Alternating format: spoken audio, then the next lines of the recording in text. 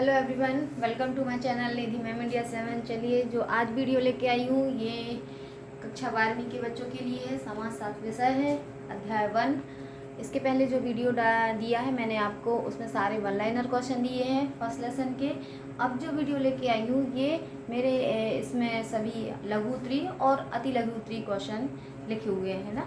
इसके बाद जो बचे हुए दीर्घ क्वेश्चन हैं वो मैं आपको ऑडियो के थ्रू आपको सुना दूंगी। तो इस वीडियो में कोशिश करूंगी कि लेसन 1 के सभी महत्वपूर्ण क्वेश्चन आप तक पहुंचा सकूं। तो चलिए वीडियो स्टार्ट करते हैं। देखिए, जो फर्स्ट क्वेश्चन मैंने इसमें लिखा है कि समाजशास्त्र क्या है ना। जब हम समाजशास्त्र पढ़ते हैं तो हमारे मन में यही आता है, समाजशास्त्र विषय लेते हैं कि समाजशास्त्र है क्या, है ना। तो समाजशास्त्र क्या है?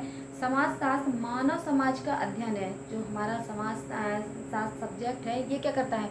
मानव समाज का अध्ययन करता है। ठीक है, जो मानवीय सामाजिक संरचना और गतिविधियों से संबंधित जानकारी को परिष्कृत करने और उनका विकास करने के लिए विभिन्न पद्धतियों का क्या करता है? उपयोग करता है ना। तो समाजशास्त्र क्या है? एक मानव समाज है जो मानव का अध्ययन करता है और मानव के द्वारा जो भी संरचना ये जो भी गतिविधियां की जाती हैं समाज के अंदर, है ना, उसको क्या करता है? ये परिष्कृत करता है ना। उनका विकास करने के लिए, उनके विकास करने के लिए बहुत भिन्न भिन्न तरह की पद्धतियों का क्या करता है? उपयोग करता है। तो ये है हमारा क्या? समाजशास्त्र। ओके, क्लियर हुआ? नेक्स्ट क्वेश्चन है हमारा, भारत में राष्ट्रवाद कब उत्पन्न हुआ? तो भारत में राष्ट्रवाद कब उत्पन्न हुआ? तो 19वीं शताब्दी के उत्तरार्ध में राष्ट्रीय भावना के विकास के परिणाम स्वरूप राजनीतिक आंदोलन का सूत्रपात हुआ था, है ना। 19वीं शताब्दी के उत्तरार्ध में मतलब 19वीं शताब्दी के बाद में क्या हुआ? राष्ट्रीय भावना की विकास के परिणाम स्वरूप राजनीतिक आंदोलनों का सूत्रपात हुआ। जैसे असहयोग आंदोलन हुआ, भारत छोड़ो आंदोलन हुआ, खिलाफत, बहुत सारे ऐसे आंदोलन हुए जो हमारे क्या है? राष्ट्रवाद को क्या करने लगे? और राष्ट्रवाद को बढ़ाने लगे। ठीक है, तो भारतीयों ने राजनीतिक आंदोलन के माध्यम से अंग्रेजी सत्ता से मुक्ति प्राप्त करने के लिए एक लंबा संघर्ष किया। उसे ही क्या बोलते हैं? राष्ट्रवाद की भावना या राष्ट्रवाद बोलते हैं। मतलब जब हमारा देश क्या उपनिवेशवाद के अंतर्गत आता था, मतलब अंग्रेज क्या किए थे? हमारे देश पर कब्जा किए हुए थे, है ना। तो उन अंग्रेजों से मुक्ति पाने के लिए, आज़ादी पाने के लिए जो भी आंदोलन किए गए, जो भी राजनीतिक घटनाएं घटी, है ना, सामाजिक, सांस्कृतिक, धार्मिक जो भी घटनाएं घटी आज़ादी पाने के लिए, राष्ट्रवाद की नीति को अपनाने के लिए, तो वो सभी क्या है? राष्ट्रवाद की उत्पन्न के लिए क्या करते हैं? एक अहम भूमिका निभाते हैं। तो इसका आंसर यही होगा कि भारत में राष्ट्रवाद, क्वेश्चन क्या होगा? भारत में राष्ट्रवाद कब उत्पन्न हुआ? तो भारत में राष्ट्रवाद की जो भावना जागृत हुई वो 19वीं शताब्दी के उत्तरार्ध से प्रारंभ हुई और कई राजनीतिक ऐसे कार्य किए गए जिसके बाद हमारा भारत क्या हुआ? आज़ाद हुआ। ओके, नेक्स्ट क्वेश्चन है, सामाजिक वर्ग से क्या आशय है? तो सामाजिक वर्ग से क्या आशय है? जो समाज के वर्ग होते हैं वो क्या है? तो सामाजिक वर्ग समाज में आर्थिक और सांस्कृतिक व्यवस्थाओं का समूह है। तो हमारा जो समाज है वो क्या है? हमारे समाज जो है वो आर्थिक और सांस्कृतिक विभागों में बटा है। आर्थिक मतलब क्या होता है? आर्थिक मतलब जो हमारा मूलभूत हमारी जो इच्छाएं वो पूरी करता है। जैसे रोटी, कपड़ा, मकान। हमारे यहाँ आय कहाँ से आ रही है? कैसे आ रही है? हमारी आर्थिक स्थिति कैसी है? उच्च है कि निम्न है ना। ये सब का जो विवरण होता है वो आर्थिक स्थिति को दर्शाता है। और सांस्कृतिक व्यवस्थाओं का समूह क्या होता है? कि सांस्कृतिक व्यवस्था वह व्यवस्था कहलाती है जैसे हमारा रहन सहन कैसा, हमारा खान पान कैसा है, हमारे पहनावा कैसा है, हमारी संस्कृति क्या है। तो ये क्या आता है? ये सांस्कृतिक व्यवस्था के अंतर्गत आता है। तो समाजशास्त्रियों, राजनीतिक वैज्ञानिकों, अर्थशास्त्रियों, मानव विज्ञानियों आदि के लिए यह एक आवश्यक वर्ग है। तो ये जो हमारा है ये क्या कहलाती है? हमारे सामाजिक वर्ग कहलाती है। कि सांस्कृतिक वर्ग और आर्थिक वर्ग ये हमारे क्या है? सामाजिक वर्ग हैं। ओके, नेक्स्ट क्वेश्चन है आपका, क्या राज्य एक समुदाय है? राज्य क्या है? हमारा राज्य एक क्या समुदाय है? बताइए। तो राज्य उस संगठित इकाई को कहते हैं जो एक शासन सरकार की क्या होता है? अधीन होता है। एक राज्य क्या है? एक इकाई है जो हमारे सरकार के क्या होती है? अधीन होती है। राज्य संप्रभुता संपन्न हो सकते हैं। इसके अलावा किसी शासकीय इकाई या उसके किसी प्रयोग को भी राज्य कहते हैं। जैसे भारत के प्रदेशों को भी राज्य कहा जाता है। जैसे हमारा मध्य प्रदेश है, क्या है हमारा मध्य प्रदेश? राज्य है। अब राज्य के हमारा जो मध्य प्रदेश है, इस पे हमारा किसका अधिकार है? हमारी सरकार का, है ना। तो इसको हम ये कह सकते हैं कि राज्य उस संगठित इकाई को कहते हैं जो एक शासन या सरकार के अधीन हो। राज्य संप्रभुता संपन्न हो सकते हैं। इसके अलावा किसी शासकीय इकाई या उसके किसी प्रयोग को भी राज्य कहते हैं। जैसे भारत के प्रदेशों को भी राज्य कहा जा सकता है। जैसे उत्तर प्रदेश है, मध्य प्रदेश है ना, गोवा है, महाराष्ट्र है, पश्चिम बंगाल है, असम, ये सारे क्या है? हमारे भारत के राज्य हैं। ओके, नेक्स्ट क्वेश्चन है आत्मवाचक क्या है? तो आत्मवाचक एक इम्पोर्टेंट क्वेश्चन है जो बार बार परीक्षाओं में पूछा जाता है, तो इसको अच्छे से समझिएगा कि आत्मवाचक क्या है। तो समाजशास्त्र आपको यह दिखा सकता है कि दूसरे आपको किस तरह से देखते हैं। यूँ कहें, आपको यह सिखा सकता है कि आप स्वयं को बाहर से कैसे देख सकते हैं। इसे आश्वावाचक या आत्मवाचक कहा जाता है। यह अपने बारे में सोचने, अपनी दृष्टि को लगातार अपनी तरफ घुमाने, जो कि अक्सर बाहर की तरफ होती है, की क्षमता है, परंतु यह स्वनिरीक्षण आलोचनात्मक होना चाहिए। इसमें समीक्षा अधिक और आत्ममुग्धता कम होनी चाहिए, है ना। कहा आत्मवाचक से शब्द से ही समझ में आ रहा है कि आत्म मतलब आत्मावाचक, है ना। तो इसमें क्या है कि हम अपने आप को अंदर से और बाहर से कैसे हैं ये देखना होता है। वो क्या कहलाता है? आत्मवाचक कहलाता है। इसमें हमें अपनी आत्ममुग्धता से बचना चाहिए, है ना। कि अगर हमारी कोई प्रशंसा कर रहा है या फिर हमारी कोई तारीफ कर रहा है तो हम अपने आप को समझे कि नहीं हम बहुत अच्छे हैं, बहुत अच्छे नहीं। हमें अपने अवगुणों को कम करना है और अपने गुणों को क्या करना है? बढ़ाना है। ठीक है, तो अपनी तारीफों से या आत्ममुग्धता से हमें क्या करना चाहिए? बचना चाहिए। ये क्या कहलाता है? अपना ही अवलोकन करना, अपना ही अपने अंदर के अपने आप को पहचानना क्या कहलाता है? आत्मवाचक कहलाता है। इसको स्ववाचक भी कहते हैं और आत्मवाचक भी कहते हैं। नेक्स्ट क्वेश्चन है आपका, अन्य विषयों की तुलना में समाजशास्त्र एक भिन्न विषय है, क्यों? है ना, जो हमारा समाजशास्त्र है वो अन्य विषयों की तुलना में अलग है। कैसे, क्यों अलग है? तो इसका आंसर है समाजशास्त्र अन्य विषयों की तुलना में उन वस्तुओं के बारे में ज़्यादा चर्चा करता है जिनके बारे में अधिकांश लोग पहले से जानते हैं। हम इस एक समाज में रहते हैं तथा हम पहले से ही समाजशास्त्र की विषय वस्तु, सामाजिक समूहों, संस्थाओं, मानकों, संबंधों तथा अन्य के बारे में अपने अनुभवों के द्वारा काफ़ी हद तक जानते हैं। अन्य विषयों की शिक्षा हमें घर, विद्यालय या अन्य स्थानों पर निर्देशों के द्वारा प्राप्त होती है, किंतु समाज के बारे में हमारा ज्ञान बिना किसी सुस्पष्ट शिक्षा से अर्जित होता है। समय के साथ बढ़ने वाला यह एक अभिन्न अंग की तरह है जो स्वाभाविक तथा स्वतः स्फूर्त तरीके से प्राप्त होता है। मतलब जैसे कहा जाता है कि जैसे पता है समाजशास्त्र क्या है? सामाजिक संबंधों का जाल है ना। ये किसने कहा है? मैकइवरे पेज ने कहा है कि सामाजिक संबंधों का जाल ही समाज कहलाता है और समाज से ही हमारा क्या है? समाजशास्त्र बनता है। तो समाजशास्त्र विषय अन्य विषयों की तुलना में अलग इसलिए है क्योंकि समाजशास्त्र एक ऐसा विषय है जिससे हम शुरू से जुड़े होते हैं, कनेक्ट है ना। किसी न किसी तरीके से हम समाज का अध्ययन कर रहे होते हैं। समाज के में जो भी वस्तुओं की चर्चा होती है या जो भी लोग पहले से जानते हैं, एक समाज में रहते हैं, हम पहले से ही समाजशास्त्र की विषय वस्तु, सामाजिक समूह, संस्थाओं आदि, संबंधों आदि के बारे में अनुभव के द्वारा काफ़ी हद तक जानते हैं। तो ये इसलिए हम कह सकते हैं कि समाजशास्त्र अन्य विषयों की तुलना में अलग है। ओके, नेक्स्ट क्वेश्चन है आपका कि भारतीय समाज विविध संस्कृतियों, लोगों, विश्वासों, मान्यताओं का जटिल मिश्रण है, कैसे?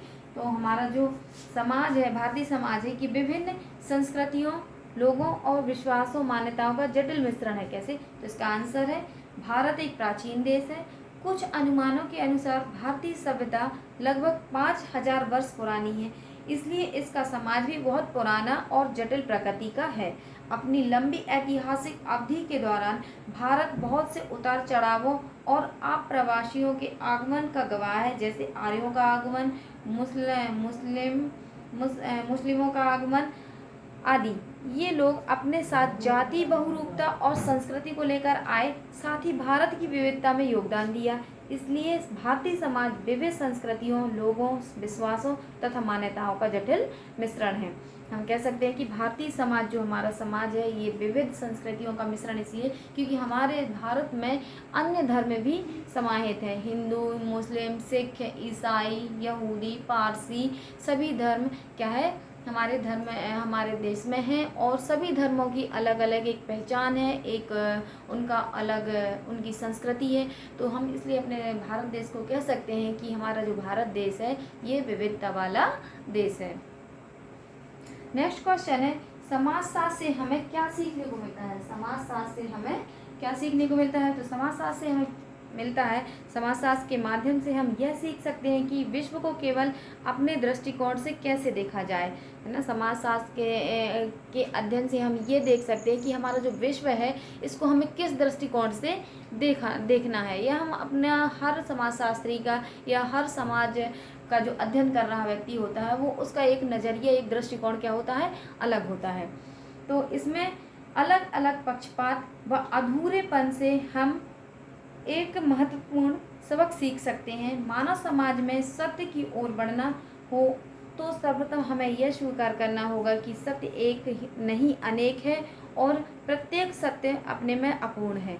समाजशास्त्र के क्षेत्र में सत्य की बहुलता एक समस्या है, लेकिन इसका समाधान तुलना है। विभिन्न लोगों के अलग अलग नज़रियों को आमने सामने किया जाए, यह हमें भारतीय समाज की समझ और जानकारी देता है। सामाजिक नक्शे से हम भाषा, समुदाय, व्यवसाय, आर्थिक वर्ग आदि की जानकारी प्राप्त करते हैं। अतः समाजशास्त्र हमें समाज में पाए जाने वाले समूहों, वर्गों, उनके संबंधों के विषय के बारे में बताता है, जिससे हमें समाज को समझने की क्षमता मिलती है। ओके, तो समाजशास्त्र हमें सीखने को हमें क्या सीखना चाहिए, क्या सीखने को मिलता है, तो इसमें बता दिया कि हम समाज में क्या है, विश्व के बहुत से समाज या देशों में क्या कर सकते हैं, तुलना कर सकते हैं कि ये समाज कैसा है, ये समाज कैसा है, और किस समाज में क्या सुधार किया जा सकता है, किस समाज में क्या विकास के कार्य किए जा सकते हैं। तो क्या एक हमारी सामाजिक हमारी जो समाज को समझने की एक धारणा या दृष्टिकोण होता है वो क्या होता है, प्रगतिवादी पथ पर चलता है। तो ये इसका क्वेश्चन हुआ, ये सारे इंपॉर्टेंट क्वेश्चन थे। इसके बाद कुछ 3-4 क्वेश्चन और हैं जो मैं बताती हूँ कि समाजशास्त्र के महत्व पर प्रकाश डालिए। क्वेश्चन कभी कभी ये आ जाता है कि समाजशास्त्र के महत्व पर प्रकाश डालिए कि समाजशास्त्र का क्या महत्व है। तो इसका फर्स्ट हम इसको क्या करेंगे, पॉइंट आपको समझा दे रहे हैं कि ये पॉइंट आपको उसमें इंक्लूड करने हैं। जैसे फर्स्ट पॉइंट आएगा, समग्र मानवता एवं समाज से परिचय। जो समाजशास्त्र होता है ये समग्र मानवता व समाज से परिचय कराता है। एक सामाजिक विज्ञान के रूप में समाजशास्त्र हमारा परिचय समग्र मानवता एवं समाज से कराता है। अनेक देशों के समाजशास्त्री विभिन्न समाज तथा उनकी सदस्यों के सामाजिक जीवन का अध्ययन तथा उनके संबंध में व्यवस्थित ज्ञान का संग्रहण करते हैं। नेक्स्ट पॉइंट आपका आएगा, नवीन सामाजिक परिस्थितियों का सामना करने में सहायक। समाजशास्त्र जो है वो नवीन सामाजिक परिस्थितियाँ, समाज में कई प्रकार की परिस्थितियाँ उत्पन्न होती हैं, तो उन परिस्थितियों का अध्ययन करने में सहायक होता है। आज मानव गतिशील है।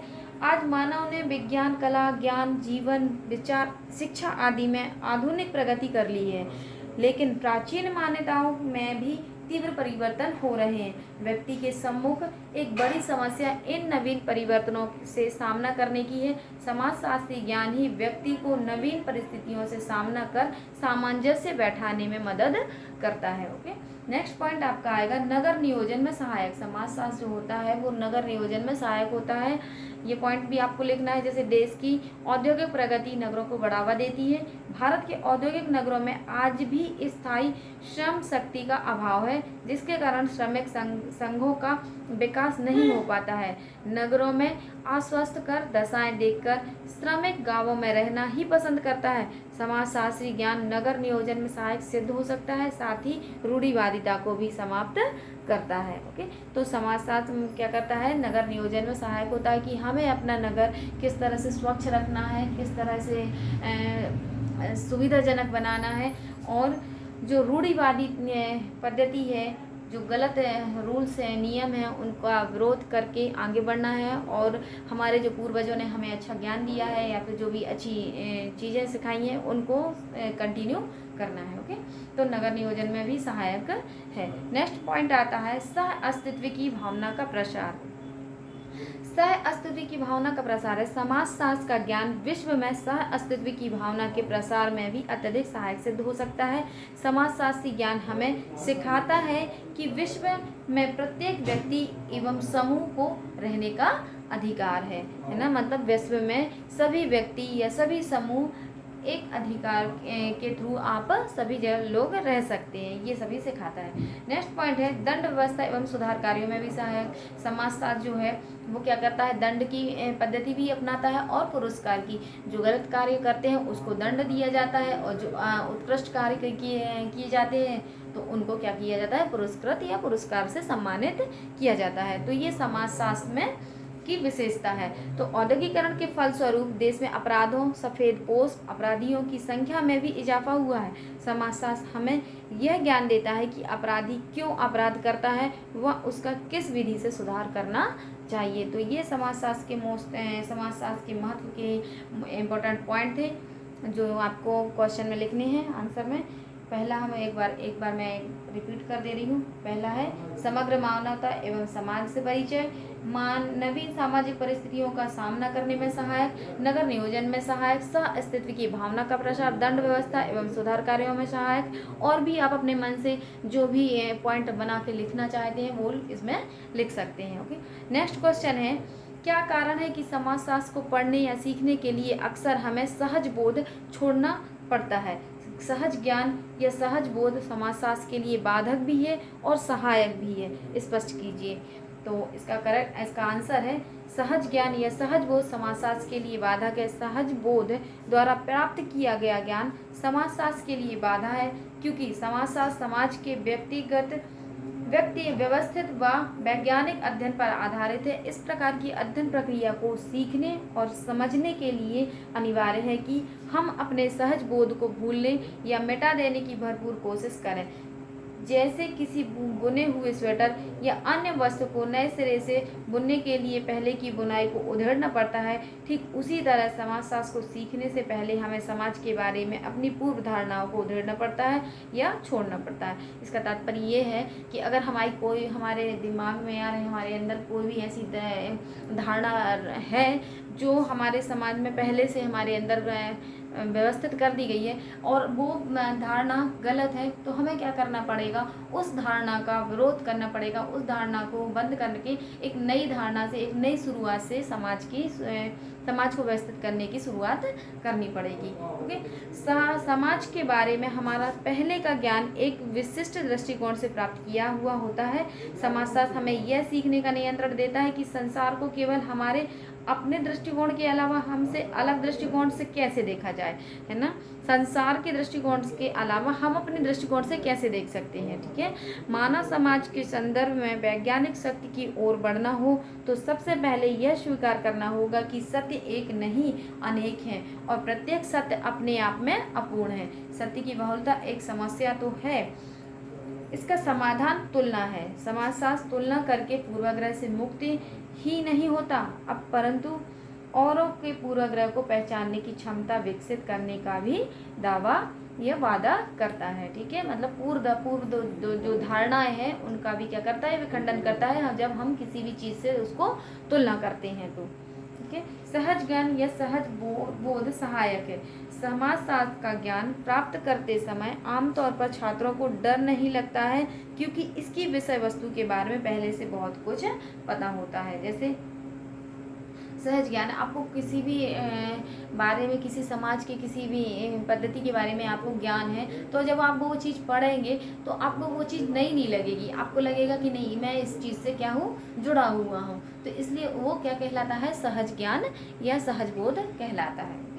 नेक्स्ट क्वेश्चन है समाजीकरण की प्रमुख संस्थाएं कौन सी हैं जिनके माध्यम से हम सामाजिक नक्शा तैयार करते हैं। तो सामाजीकरण की कौन कौन सी ऐसी प्रमुख संस्थाएं हैं वो इसमें बतानी है। तो देखिए उत्तर है इसका, समाजीकरण की प्रमुख संस्थाएं जैसे परिवार है, जाति और वर्ग है, धार्मिक, आर्थिक और राजनीतिक संस्थाएं हैं और शिक्षण संस्थाएं। तो समाजीकरण की ये प्रमुख संस्थाएं हैं।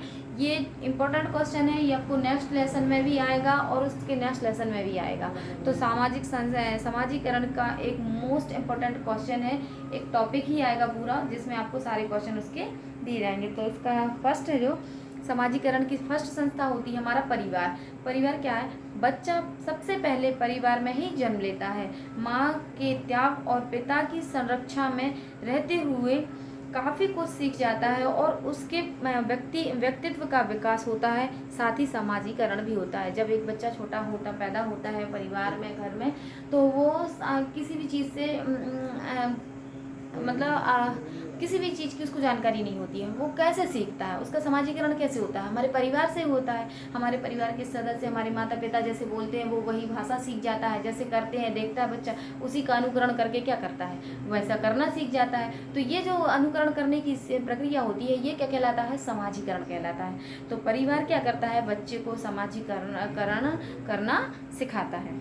नेक्स्ट है जाति और तथा वर्ग। व्यक्ति के समाजीकरण में जाति तथा वर्ग का भी महत्वपूर्ण योग होता है। जाति जन्म के आधार पर सामाजिक संस्तरण और खंड विभाजन की वह गतिशील व्यवस्था है जो खाने पीने, विवाह, पेशा और सामाजिक सहवासों में अनेक या कुछ प्रतिबंधों को अपने सदस्यों पर लागू करती है। इसी प्रकार वर्ग व्यवस्था भी जो व्यक्ति को सामाजिक स्थिति प्रदान करती है। पहले तो आपको समझना होगा कि जाति क्या होती है और वर्ग क्या होता है। तो देखिए जाति क्या है? जाति एक बंद वर्ग होता है ना। इसके खान पान, इसके रहन सहन और इसकी कुछ क्या होती हैं, पाबंदियाँ होती हैं, वो जाति कहलाती है। लेकिन वर्ग क्या होता है? वर्ग एक खुला वर्ग कहलाता है। इसमें व्यक्ति किसी भी व्यवसाय को, किसी भी धर्म मतलब किसी भी व्यवसाय को अपना सकता है। इसमें फाउंडेशन, ये पाबंदी नहीं होती है। तो ठीक है, ये जाति और वर्ग पर भी आधारित समाजीकरण होता है। क्या होता है समाजीकरण? मतलब एक जाति का बच्चा है जो उस जाति में, जिस जाति में जन्मा है, वो अपने पिता से समाजीकरण की प्रक्रिया सीख रहा है, तो उसी व्यवसाय में वो क्या हो जाएगा? परफेक्ट हो जाएगा, है ना। तो वो जाति कहलाता है। हस्तांतर एक पीढ़ी से दूसरी पीढ़ी में क्या होती है? हस्तांतरित होती रहती है। लेकिन वर्ग क्या होता है? वर्ग में अपने गुणों के से हम क्या करते हैं? एक नई पद्धति को अपना सकते हैं और अपने एक नए व्यवसाय का चयन कर सकते हैं। नेक्स्ट टॉपिक है धार्मिक, आर्थिक व राजनीतिक संस्थाएं। तो व्यक्ति के सामाजिक नक्शे में धार्मिक, आर्थिक और राजनीतिक संस्थाओं का भी महत्वपूर्ण योगदान होता है, क्योंकि धर्म का प्रभाव व्यक्ति के सामाजिक व्यक्तित्व के विकास पर पड़ता है।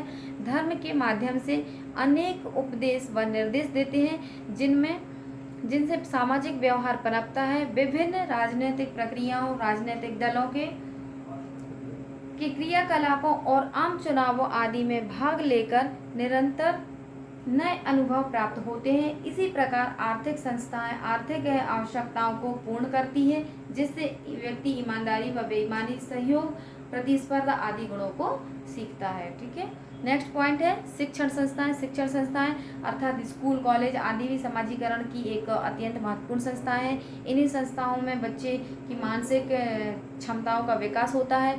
वहाँ वह अनेक प्रकार के बच्चों एवं व्यक्तियों के संपर्क में आता है और उनसे बहुत कुछ सीखता है। बालक अपने शिक्षकों में से किसी एक शिक्षक को अपना आदर्श मान सकता है और उसी के अनुरूप अपने जीवन को ढाल सकता है। तो शिक्षण संस्थाएं जो है एक बच्चे के लिए, एक विद्यार्थी के लिए बहुत महत्वपूर्ण होती हैं, क्योंकि बच्चे जो होते हैं एक कहते हैं ना कि कच्ची मिट्टी होती है, जिसको शिक्षक क्या करता है? एक आकार देता है और उसको परिपक्व बनाता है। तो शिक्षण संस्थाएं बच्चों के भविष्य के निर्माता होते हैं और उनका भविष्य शिक्षकों के ऊपर डिपेंड करता है कि वह बच्चा कितने आगे जाएगा। तो ये सारे क्या है? समाजीकरण की मुख्य संस्थाएं हैं। परिवार, जाति वर्ग, धार्मिक, आर्थिक, राजनीतिक संस्थाएं और एक लास्ट है शिक्षण संस्थाएं। तो आई होप कि आपको ये सारे क्वेश्चन अच्छे लगे होंगे और यही पूरे लेसन में इम्पोर्टेंट क्वेश्चन है जो फर्स्ट लेसन है। इसके बाद मैं नेक्स्ट लेसन लेके आऊँगी जो भारतीय समाज का होगा। भारतीय समाज पुस्तक इसका होगा नेक्स्ट लेसन। तो ये सारे क्वेश्चन हैं जो मैंने आपको डिस्क्राइब किए हैं। आई होप कि आपको सभी को समझ में आए होंगे। अगर कोई भी क्वेश्चन समझ में नहीं आया हो तो आप कमेंट करके उसको बता सकते हैं कि मैम हमको ये वाला क्वेश्चन फिर से रिपीट कर दीजिए, एक बार समझा दीजिए, तो मैं अच्छे से आपको एक बार और अच्छे से कोशिश करूँगी। आई होप कि सभी को अच्छा लगा होगा वीडियो। बहुत बहुत धन्यवाद। Thank you.